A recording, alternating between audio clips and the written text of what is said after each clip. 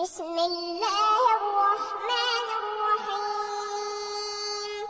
إن قارون كان من قوم موسى فبغى عليهم وآتيناه من الكنوز ما إن مفاتحه لتنوء بالعصبة أولي القوة إذ قال له قومه لا تفرح إن الله لا يحب الفرحين وابتغ فيما آتاك الله الدار الآخرة ولا تنس نصيبك من الدنيا وأحسن كما أحسن الله إليك ولا تبغ الفساد في الأرض إن الله لا يحب المفسدين.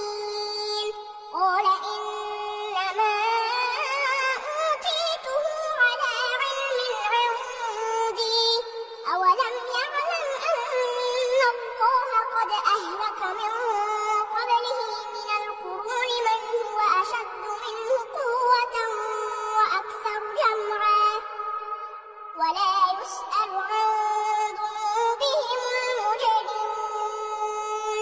فخرج على قومه في زينته قال الذين يريدون الحياة الدنيا يا ليت لنا مثل ما أوتي قارون إنه لذو حظ عظيم.